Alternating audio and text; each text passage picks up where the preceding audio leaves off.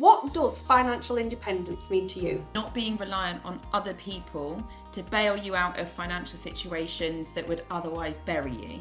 I think we focus so much on, can I cover the outgoings every month? The times where I know that my mum probably struggled the most are Yeah. actually my fondest memories. Yeah. Welcome. I'm Tracy Irwin and I'm passionate about financial independence and wanted to share stories of inspiring entrepreneurs to prove it's possible for everyone to strive towards financial freedom. Today, I'm talking to Odessa Wilson. She's an experienced ghostwriter living in Somerset, but she's often found exploring somewhere new. Welcome, Always. Odessa. Lovely to speak to you today. Thank you so much for having me. So, I'm going to start with the question I ask all of my guests, and I'd like to know, what does financial independence mean to you? It's a great question, and it's one I've thought about quite a lot. So for me, financial independence, rightly or wrongly, has always meant not being reliant on other people to bail you out of financial situations that would otherwise bury you. Yes. So for me, it's been a bit of a journey. I think now I realise that there is always going to be some kind of dependence, whether that's on clients, whether that's on an employer. But for me, it's being able to make my own financial decisions and realizing that actually, yeah, there's no one else to bail me out. If I don't get this right, it always lands on my shoulders, which I actually find more terrifying than liberating. But it does, being able to make my own decisions has probably been the biggest thing, is actually not having to consult another human being, which is still pretty nerve-wracking. I can imagine it is because like you've got little three, is it three little I dependents here as do. well? Yeah, I've got three children. I got married when I was 19 and I met him at 17. So my entire adult life has been consulting another person, getting somebody else's opinion on how we should spend the money, where we should invest, how we move money around. It wasn't the healthiest of relationships. There was definitely some financial abuse, which Okay. meant that coming out of the relationship just over 2 years ago meant that all of a sudden I had to make all these decisions by myself. And there were moments of splurging because all of a sudden there was no one to say, no, you Yeah. can't. And I realized that actually I have barely lived, I've barely experienced life. And then there have been times where, especially more recently, we're like, okay, like, calm down. You're doing so much. And this is why I say about I'm very rarely in Somerset at this point, because you're doing so much, but actually, you're not, it's not even about the financial so much as you're not even processing and sitting in those moments. You're just so desperate to achieve something. I think it is that. I think there's a story that Daniel Priestley tells about how he'd gone up a mountain with a guide and he saw another mountain across the way and he'd said to the guide like, oh, what's that mountain called? And the guide went, that doesn't matter to you right now. Just enjoy That's the so mountain me. that you're on. Like, and it was like that is what we do, isn't it? It's like we're always Yeah. striving for the next result. And I did the same as you, by the way. So like I was a single parent at 19 and I'd always had Wow. financial independence because of the plight that my mum went through because I was scared of Right. turning in, like finding myself in the same situation as Yeah. her. But actually, when I started the accountancy and I started to make money, I spent it. Like Yeah. literally, like on experiences. It wasn't materialistic, Yeah. it was just experience because I Yeah. think when we've been in this box that Yes. of like scarcity, Yeah. that suddenly that first thing, isn't it? It's to Yeah. splurge and to Yeah. like I want to live this life now. Yes. I've realized I have one. Yes, absolutely. And I think what's interesting is when you look at your financial past in terms of the example that your parents set, quite rightly, it shapes how you spend your money. So my parents were very much, they were always sort of balancing cards from one to another. And I know a lot of people with big families, because I'm one of five, were doing the Okay. same.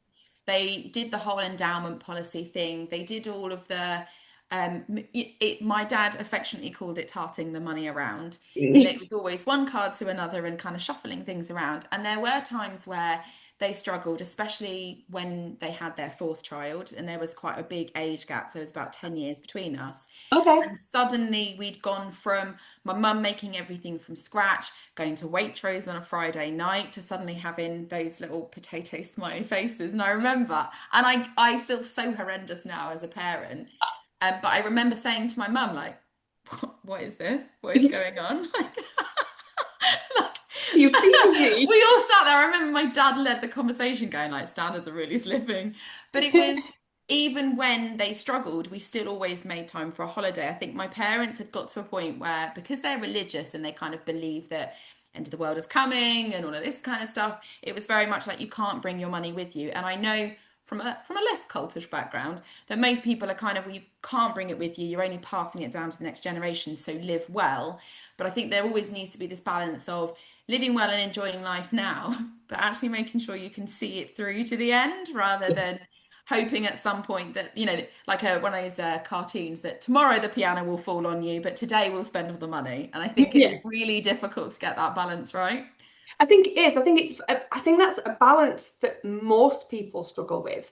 Like I've spoken on this podcast to a gentleman who actually helps people to understand like how much money they've got life for the rest of their life. Like when he helps them to work out when they will run out of money, and Oh, not because he wants to scare them, because yeah. sometimes it's just about awareness. Like Yeah. sometimes we just don't know. It's like, well, do Mm. I do this? Do I do that? And like I went on the money mindset journey purely because I was concerned that as an accountant, I'm good with money, am I? Yeah.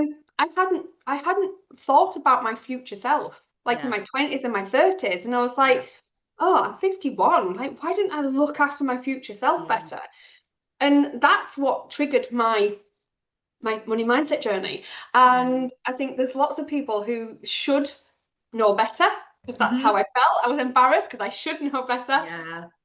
but I Mm. didn't, and Yeah. I didn't, and it's kind of like when you've got divorced and you suddenly become just you as a Yeah. person, like when your money decisions are just yours alone, Yeah. that's quite a big responsibility.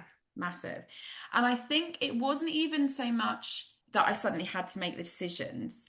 I feel like there's a big difference between suddenly having to make the decisions and never having made an independent decision. Yeah. So, like all of it, if you were always involved in these conversations, but you were still able to make have some autonomy, then you've done a bit of it. But I had never made a financial decision without having to put together, for want of a better word, like a presentation or like a proposal together.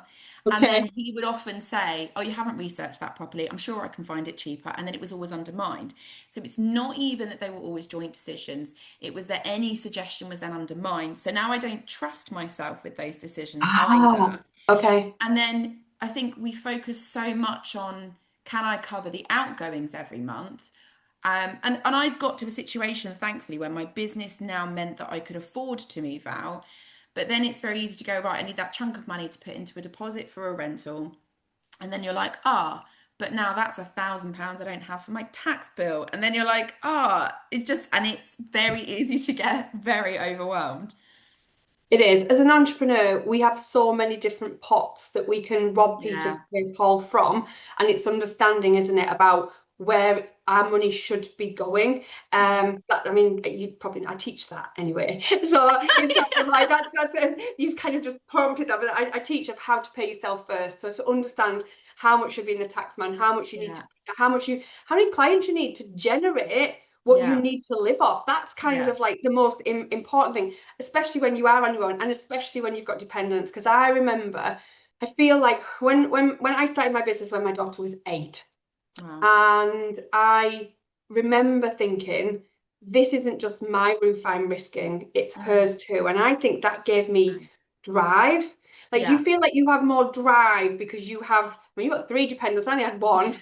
Yeah, I think it's interesting. So mine's kind of twofold. So because I left the religious cult that I'd been brought up in, which kind of coincided with getting the divorce, I no longer have any access to my family at all. So we aren't allowed to Okay. speak. It had already deteriorated anyway, but it got to that point where we weren't really talking. So it's kind of, for the large part of it, it's kind of like no life lost. But it's that whole thing of, I know because women don't leave. In the religion that I was in, women don't leave. Right. And Okay. divorce isn't recognized. And you're expected to be submissive and quiet and all of the things. And so for me to leave my husband was a massive thing. It sent ripples across the family, across the community. For a while, when I was more open talking about it on LinkedIn, I had lots of people viewing my profile. They suddenly jumped on all social media accounts because everybody hungrily ate up what was going on in my life and Oh, how it was falling apart. So the first thing for me is I have a huge audience of people who want me to fail, who genuinely believe because I'm not living in according to everything that their religion says, that at some point it will look like it's fine and then all of a sudden it will fall apart. So I have people genuinely expecting and kind of hoping that I'll fail oh, because by being out of the religious group, you're supposed to kind of struggle and that brings you back. So everyone's like, oh, she'll struggle, then she'll come back. And I'm like, I absolutely can't. But it is also for the children. So their dad has, because he stayed in the faith, rightly or wrongly, there's a lot of diplomatic situations going on. But he's pocketed both families. So I know that he's always got this financial support there. He's always been able to get his employer to pay for stuff. He's always been very good because his mum was an accountant for a while or worked as a bookkeeper. So he knows how to work the system. He knows how to ask other people. He gets stuff handed out. So he's always going to be fine. And as soon as there's anything to pay for, he's always the first one to go, oh, I'll just cover it. And so it's that whole thing of I have to show the children not only that the religion isn't kind of be all and end all, but it yeah. means that you can step out of it. And by stepping out of it, you are able to make a life. And all these things they're being taught about people like me who they're going to struggle because they're not doing things this way. I really, really have to prove that life can be different, that they can do it for themselves. For I'm them. transparent with the finances with them. I think it's really important that they understand why we don't spend in certain places and why, towards the end of the month, we do quieten down slightly because Yeah. they have to see the ebb and flow because they don't see that with their dad. He's never openly discussed things. And I don't want them walking into any situation, whether they get married or not, thinking that these things just happen and it's always fine. I want them to understand that it's been difficult. I want them to see that I work hard, but I want them to have that balance. I think they're not going to get otherwise. So it's the children, but it's yeah, there's a large part of me that was like, if I don't get this to work, I'll end up in a biffa bin and there'll be a massive audience of people that are like, see, told you so. Yeah, no, other bins are available. Oh, I have so many questions, by the way. But first of all, I want No, to say go for it. I'm sorry that that happened to you No, because no, it's I have fine. my own religion, which is a much kinder, Yeah. inclusive. Like I've been brought up religious, and I'm thinking Yeah. that's two totally different sides of the spectrum. Of Yeah. like, like my mum is very religious, but Right. she's a divorcee. Like, Right. there's nobody like shooed her away. This like for me, I was like, I'm so sorry that Thank you. what you've been brought up in actually Yeah. is uh, to me doesn't sound religious because like that's not being kind to everybody. But It's that why I often refer to it as a cult because I'm like, it is sort of borderline on that side of yeah, I things. mean, I have be kind to one another actually tattooed on my arm because I've that's the seen a one few like people. I'm going to get that next. Just want to yeah, find it's in the queue. it's in the queue. Yeah, financial wise, that's fine. Yeah. These are the questions that kind of brought up that. I think it's really important for children to understand about money. So many people don't. And I did a test with my 5-year-old granddaughter Lovely. because when we'd been to the supermarket and then the pound came out of the trolley, she Yeah. was like, "Can I have that, Grandma?" And I was like, "Well, take it for now." So she had it in her hand, and I had a 10 pence piece in the car. And I gave her the 10 pence and I said, "Which one of those do you think is more like valuable?" She Hmm. said, "Well, this one, because it's bigger." And the 10p was bigger. Cute. And Yeah. I was like, no. I said, there's 10 of those 10p's are worth one of those gold Yeah. ones. And she was like, what do you mean? And I think when we were children, like we got pocket money. I took money to the shop and it Yeah. kind of taught and it teaches you how Yeah. what the value of money is. And because of credit cards and stuff nowadays, or even Yeah. like online purchases, Yeah. children don't get to No. understand the value of money. So, like, I just wondered, is there anything that you do with your children, like, to try Mm. and hope that they do actually start to understand the value of money? Yeah, so it's interesting because I got pocket money, but my dad was one of those that he'd said he would, and then he'd always forget. Okay. And of course, now nobody carries cash, which is half the problem. So I remember I did an exercise with all three of mine where I laid out, I don't know how I had them all, but I had one of each of the coins and I asked them to put it in order of value. And I think because it's so much of a part of a conversation. So, like if we go on holiday, like we went to Venice a couple of weeks ago, I gave them each a €10 note and I said, right, this is yours to spend. I told them they were going to get it at the beginning of the couple of days that we were there so that they could think about it and they could start eyeing up things and working out what they cost. And then it's funny watching how each child chooses to spend that But money they're as all well. different, aren't they, as So well? funny. Are you working harder than ever, but feeling like you're getting nowhere? You're not alone. Most business owners I speak to feel trapped in their own success, working 60 hours plus a week, missing family time, and honestly, they're not even sure why they feel so stuck. They just know something needs to change. If this sounds familiar, I've created a quick quiz to help you find out why you feel stuck in your business. It takes only 2 minutes and I give you clarity on exactly what's keeping you trapped and, more importantly, how to break free. The link's in the description, so why not take it now?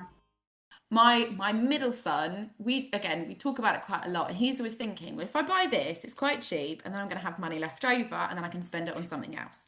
So I Yeah. can have the permanent thing, like the little knick-knack that I buy, but I can also have a sweet or something at the airport. My daughter spent most of it on a little pocket wallet, which bear in mind she never gets pocket money. I was a bit like, oh. And then my eldest was like, well, you're always spending money on us. I'm going to save it right up until the last minute because I'm sure we're going to need it when we get to the airport or something. And he was dead right because we had a 14-hour delay and oh my God, another thing. But he was like, I'm going to spend my money on a pot of Pringles because then everyone can have some. We're going to be here for ages. So it was interesting to see the thought process. But yeah, we talked about what they were going to get. I showed them on menus. We showed them in shops. Then of course it's like a burning hole in their pocket, isn't it? They're just like, I need to spend this money. And I just remember going like, just wait. So, we've had the conversation when I was going through the mortgage application. We talked about preparing all my accounts and what they needed to have and how it works every month and why I've got different savings accounts for them. So they wanted animals, and I said, right, well, that's to come out of your pocket money. So I said, you have to rehome them. So it's like, well, I'm going to get this one because this is probably only 70 quid hamster. And then my daughter was like, well, technically, these are being given away for free. And I was just like, damn it. So I was like, but you're gonna have to pay for something like my diesel to go up to Bristol to go and get the flaming rabbits. It was just, but it's interesting how they all kind of reasoned and rationaled out. But one of my middle son, who is the happiest to spend his money, but yeah, I like to think he thinks it through, then turned around and was like, well, I'm going to get a snake and I'm going to spend all my money on the snake. And because it's mine, you can't tell me I can have it. I was like, can't have a snake in the house. I think by the sounds of things, your son's going to be your middle son's going to be an I entrepreneur. think I Way. think And so. the way his mind works about saving some for something else and then like saying, Yeah. well, it's my money, so it's Yeah. mine My type thing. eldest won't spend. Like he's pretty good. Like he gets cash from the other side of the family and he starts bringing it over. Because what he wants to do is he wants to be able to walk to the corner shop and buy milk when we run out. Seldom, but we do Oh, sometimes. So that's really he's only interested in contributing right. because he's Okay. like, I have everything I need. So this money can be used better here because at dad's house, like he wants me to buy stuff with it, but we could go out and do something with it because I'm very much more let's have an experience rather than let's just Me accumulate. too. So it is sometimes worrying watching them. I was just like, I recognize all of these things. Well, that's it. So, like, I always lead with the fact that, your 7-year-old self is what makes business decisions for you every day God. if you're not aware of that. So it's Yeah. kind of like looking at your 7-year-olds, like I mean, that nurture story of your youngest, that's absolutely like it fills my heart that because it's like to want to contribute towards his family Yeah. is really sweet. Yeah, So, they're really good kids, but I think it's they because our spending habits are so different. So his dad is always being given stuff, and then he'll always do lots of activities with them. Whereas the family that we made together, the routine that we had, we did National Trust, we went for walks, we went to the beach. most of what I spend money on is edible. I'm not gonna lie, because I like food. And when you're with small children, they always need to be fed. Yep. So we tend to do more of that than go and take them to the trampoline park and go and do stuff like that. And it's amazing how quickly they get bored of those things. So again, it's teaching them that, okay, yes, it's only a piece of food or whatever, but we're all sat and we're talking. Like there's so much more to that experience, and trying to somehow get into them that you don't have to spend money to have a good time. But of course, when I don't have them, that's precisely what I'm doing. Yeah, I see that. It's like, yeah. Yeah. When when my mum actually became a single parent herself, Right. we had no money at Yeah. all. But I remember those years with the fondest of memories. Like, Mm, I do not see myself as a deprived child at no. all. And I didn't go abroad until I was 8, and that was with my father. Right. He took me, but my mum, like, we didn't have big lavish holidays. But I remember the days we had this game, right?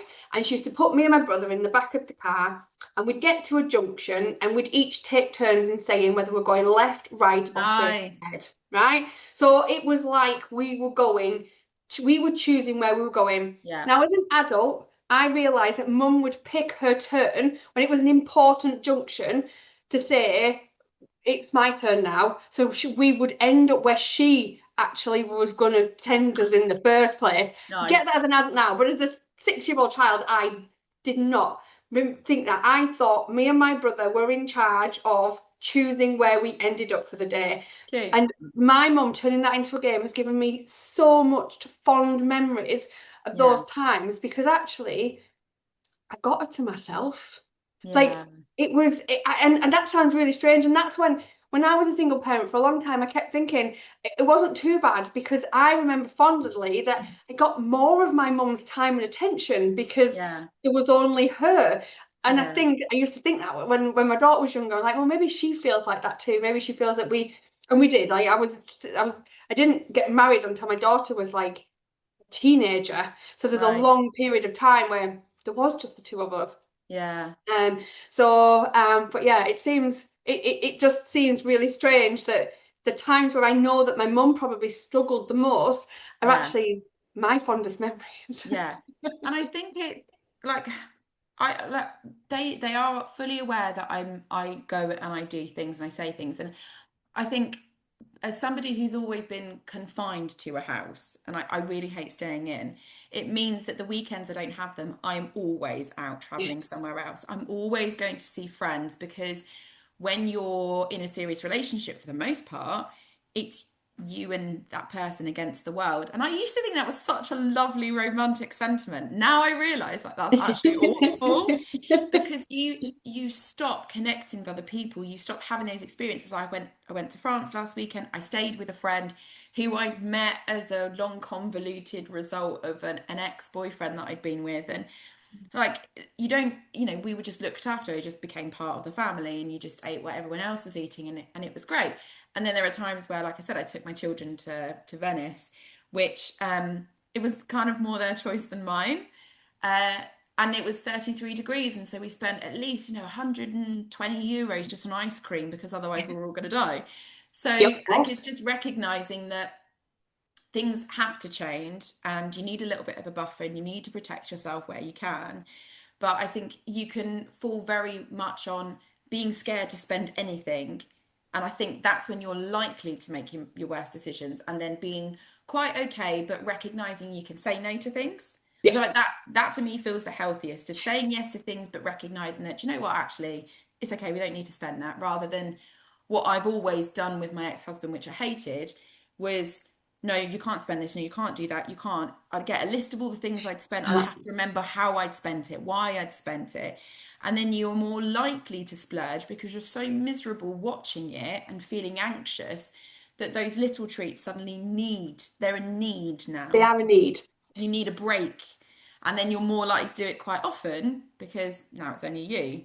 So yeah, there's a lot of adjustment, and I think it's an ever evolving process. I It's think trying it to get is. used to it. I talk about how I believe what people think midlife crises are is exactly what you've just explained. This When is somebody, interesting. Okay. yes, when somebody is a saver and they've saved all their life and they don't reward themselves for their hard work, Yeah. suddenly that inner child goes, hang on a minute, I worked hard all this Yeah. time. You've not done anything for me. You've not rewarded me or anything. Yeah. And that's what a midlife crisis is. It's the like splurge of Yeah. somebody who's been so boxed in with their money and thought, I can't spend that, I can't spend that. There's so Yeah. that inner child throws a tantrum and Yeah. actually ends up getting a motorbike or a fancy Oh, car. amazing, amazing. And I think that is genuinely what I really do believe that's what it is. Yeah. And when I'm teaching people who are savers, by the way, Yeah. to be more balanced in their money, Yeah. I say, even if you've got no money, hardly at all, just take £40, £50 and Yeah. take yourself out for dinner. Yeah. Take yourself out for dinner and consciously eat it as a reward. Say, this is my Yeah. reward for all the hard work I've done this Yeah. month. If you physically can't afford a fun pot, to Yeah. go to Venice and things, then those people who are really struggling, like I'd say, please, please reward yourself. Even if Yeah. it's a Mars bar once a week, it's just something that so that that inner child inside you Mm. actually doesn't have the tantrum and Yeah. end up like spending all the money that you've saved because it does Yeah. happen. Yeah. I think my issue is I've never been a saver, which is not great. Um, I've never spent money on me. What I ended up doing was always spending money on other people Yes. because then I didn't feel guilty. And now I'm in a position where, okay, yes, I do need to settle down and I do need to become a little bit more responsible. Things, not that they're out of hand, but things need to come back more and be a bit more centered, a bit more grounded. And I think I'm Balance. starting to get to that point where I realize the importance of being quiet sometimes. But I think because I was never able to build up my own financial profile through the most formative years of my life, and it was very much controlled by another person who was very much, we don't need to go and do stuff. We don't need to go and we don't need to travel. We can just stay at home. His family was telling him, oh, if you're buying a house, stop going on holiday, stop doing this. That to me becomes really suffocating. And so I'm more likely to make poor decisions, like you've mentioned. And I think it's still very much because then I then came from a very suffocating marital situation. I'm doing the same where it's no, now I need to go and do stuff. Now I need to live. And then it gets to a point where not I was gonna say the shit hits the fan. It's not so much that, it's just actually you get to a point where your accountant is saying 20%, and you're like, but as a single parent, how do you manage 20% of everything that you earn? Because bills are so much higher. I have my kids 50% of the time. It's not like I'm the parent who's got every other weekend. And I don't get financial support from my ex-husband because it's 50-50. So Yeah. it gets to a point where you have to start rewarding spending less and Yes. saying, do you know what, you've done really well this month because despite having car repairs, it was lower than it has been. And I have watched my expenditure go down over the months where I've moved out, and it's kind of settling at a point which is a lot more doable. And then you get clients that don't pay and stuff that happens, and it kind of throws it all out again. So it's, again, like I said before, it's realizing that there needs to be that evolution that, when you can't, oh, I've got clients coming in, so I can still carry on spending. But equally, you've got clients coming in, be a bit more careful. But if you want to go out and do something, go and do it. And it's just trying to be a bit more reasonable and taking a longer term approach rather than going, it's tight this month. Yes. So again, it's recognizing that things need to keep being changed and reviewed and reevaluated. But it's not been easy. I haven't done a great job. I've managed, but it's getting to a point where I'm like, okay, I now need to just. I've got a lot of it out of my system. I need to just be a bit easier with myself rather than constantly throwing myself around all the time. You also need to be kind to yourself because Yeah, obviously because you met your ex-husband so young in your life that yeah, actually the things that you've gone through in the last 2 years, most people went through in their 20s when they didn't have yeah. children, they didn't have I responsibilities, they were know. still living at home. So you really do need to be kind to yourself, by the way, I because you're know. learning to be an adult when you've Yes. already got all the adult responsibilities that I know this is the craziest thing because I said this to somebody the other day and they said you are literally doing what I did in my 20s but in your mid 30s. exactly. Your business is successful, so why do you feel so miserable? Here's the thing, success doesn't always automatically equal freedom. I see profitable business owners every day who can't take a holiday, who can't switch off, and they feel completely overwhelmed by their own achievements. Sound familiar? Well, I've created a simple quiz that pinpoints exactly why you feel stuck in your business. It will give you the clarity you need to move from being trapped to being free. Why don't you take the quiz now? The link's in the description below. And I wrote a post about it earlier this week about being the most adult in the room. You know, like you always go, oh, you look older and more experienced. I'm going to ask you this question because you look like you're doing this well. And it's when you speak to other people that they were like, I did that after my divorce. And yes, okay, you're worrying about your tax bill. And yes, you're worrying about this, but it will all sort itself out. And it's kind of being somewhere between being too kind to yourself and being too harsh. You've got to Yes. kind of find that medium with, okay, you've needed to do this. And by doing this, you're putting yourself in maybe a slightly different situation because I don't really want a motorbike. No. So I just like to Spain, Odessa. I Like want to go. I want to literally. go and do other things. Got like move to Spain, you mean? Yeah, do you know what? It's on my list. The kids are all like, as soon as we get to 18, can we move to Italy? And you know, when you start talking to people, and like, I sat on the train with a lady on the Eurostar, and she said, "Oh, it's impossible for you to move abroad now." And we sort of briefly spoke about it before, and I was like, "Bugsy, I'm not telling the kids." It isn't. That's a It's not limiting belief impossible, of but her. Because yeah, actually, as an entrepreneur, it is much easier to move abroad than it is for somebody who is an employee. yeah, So there is things, and it's about. I mean, you've created a life for yourself with what you do as ghostwriting that you could actually yeah, work from wherever you want in the world. So it yeah, isn't that's her limiting belief. That's not yours. yeah, So but yeah. So let's move on to yeah, how do you as a ghostwriter, they're big projects. Like they're projects that so like how do you balance that making sure that the income is still coming in yeah. when you're actually like you've got this balance of being independent, like having the children, and then actually taking on new projects to make sure you've got enough time to do the work and actually Yeah. bring the money in at the same time.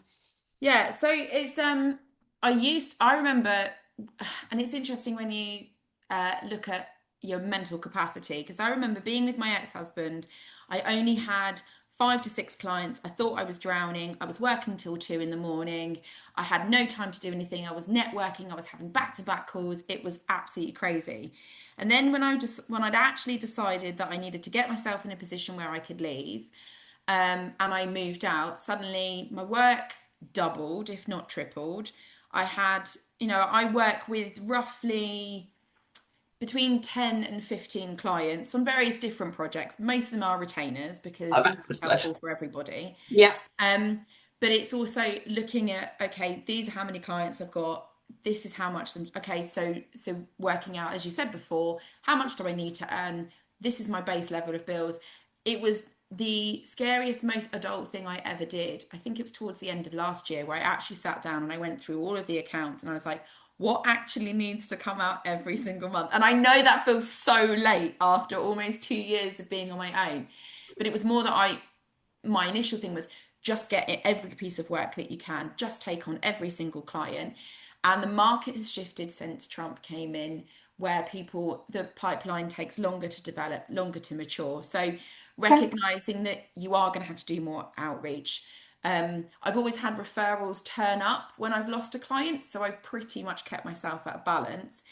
But it's, my onboarding process was never that long, but I now actually have the headspace to do it. Whereas Okay. before I'd kind of overcooked it and I thought it was going to take me a week and stuff like that. It doesn't. It's amazing when you're in control of your own time, of your own energy. If I want to work on the weekend, I can. I don't need to feel bad about it.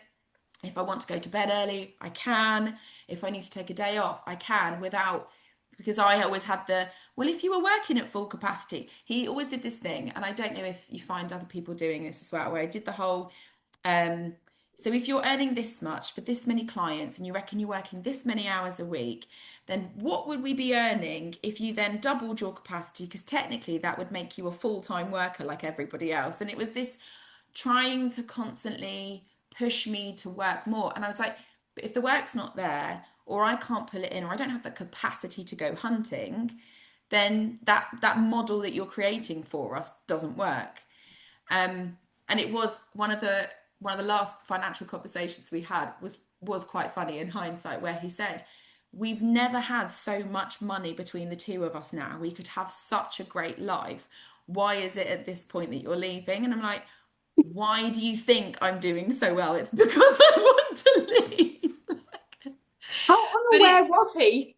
it's just like the stories that I could tell you. But I it's can it's imagine. that kind of capacity that when you don't have so much playing on your mind, you can do more work. And last year I fell into the trap that I think a lot of business owners do. When things start getting quiet, you go for a job.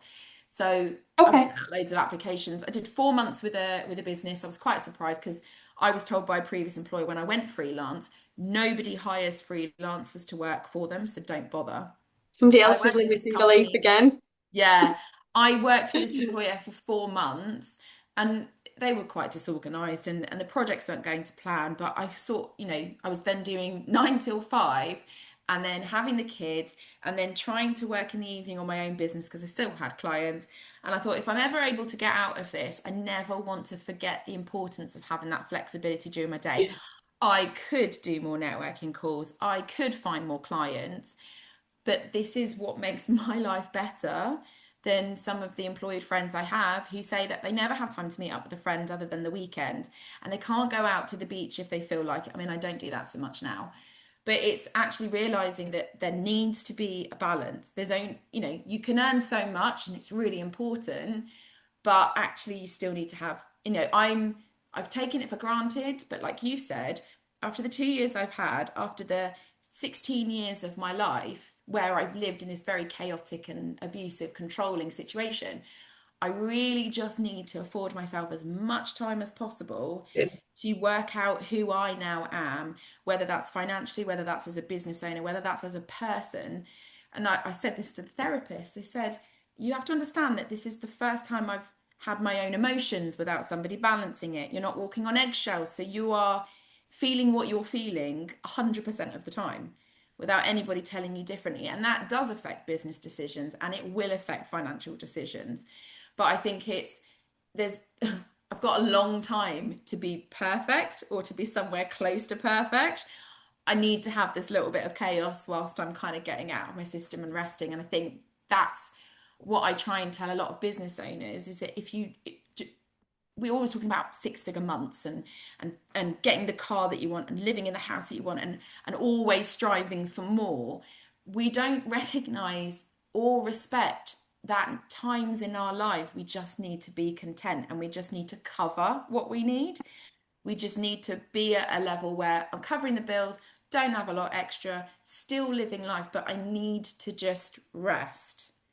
And I think that financially has probably been the most important thing of recognizing that at some point you just need to take some of the pressure off somewhere, and growing the business sometimes is where you need to stop. Exactly that. So if somebody asks me what financial independence means to me, I Yeah, just think choices. It's to work when I want, with who I want, from where I want.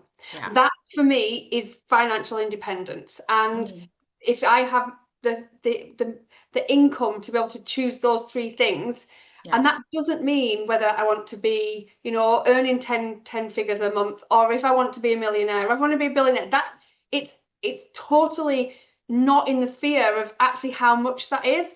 It's yeah, what income gives me the ability to have those three things, yeah, and they do change over time. mm, So like it's about like at the minute, like we spoke about before I pressed record, I have my grandchildren for 2 days in the school holidays every single time it's a school holiday. That's 12 weeks of the year. yeah, Whereas like I'm taking time out. I mean, in half time I had them from Monday to Thursday. Loved it. wow, I loved it. And that yeah, flexibility for me is more important than what my turnover says.